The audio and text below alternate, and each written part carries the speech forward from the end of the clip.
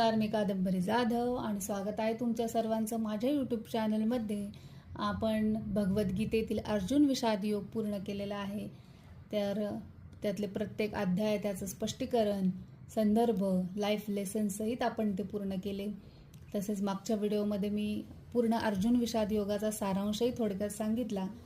पण अजून एक गोष्ट मला जी अट्रॅक्ट झाली किंवा मला जिने अट्रॅक्ट केलं ते म्हणजे असं की या अर्जुन विषाद योगमध्ये श्रीकृष्णांची बरीच नावे आलेली आहेत. तर ती काय ती मला सांगण्यास खूप आनंद होईल, म्हणून मी हा व्हिडिओ पुन्हा एक बनवला अर्जुन विषाद योगवरती. तर आपण जाणून घेऊया अर्जुन विषाद योग या अध्यायात आपल्याला मिळालेली श्रीकृष्णांची नावे याप्रमाणे. पहिलं ऋषिकेश, इंद्रियांचे स्वामी किंवा इंद्रियांवर नियंत्रण ठेवणारा.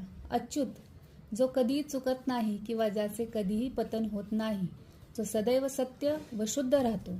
कृष्ण, कृष्ण म्हणजे आकर्षित करणारा, न म्हणजे आनंद देणारा, म्हणजे सर्वांना आपल्या प्रेमाने, ज्ञानाने आणि करुणेने आकर्षित करणारा. अज्ञानाचा नाश करून सर्वांना ज्ञानाचा प्रकाश देणारा. जनार्दन, जन म्हणजे लोक, अर्दन म्हणजे संकट, दुःख नष्ट करणारा, म्हणजे जीवनाचे संकट जीवांचे संकट दुःख नष्ट करणारा. मधुसूदन, मधु नावाच्या असुराचा संहार करणारा, म्हणजेच अज्ञान, वाईट प्रवृत्ती, अधर्म याचा नाश करणारा. गोविंद, गो म्हणजे गायी, इंद्रिय पृथ्वी, गायींचे रक्षण करणारा, पृथ्वीचे पालन करणारा, इंद्रिय नियंत्रित करणारा. माधव, माध म्हणजे मध, गोडवा, आनंद. धव म्हणजे स्वामी, अधिपती, गोडवा, प्रेम आणि आनंदाचा अधिपती. वृष्णी वंशज, वृष्णी म्हणजे कुळ, यदू, तर ते यदू कुळात जन्माला आले होते. वंशजा म्हणजे वंशात जन्मलेल्या, म्हणजेच यदू कुळाच्या वंशात जन्मलेला.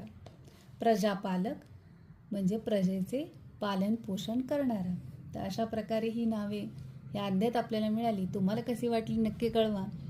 आणि आता आपण सांख्ययोगाला पुढच्या व्हिडिओपासून सुरुवात करणार आहोत. तोपर्यंत धन्यवाद. राधे राधे. भेटूयात पुढच्या श्लोकामध्ये.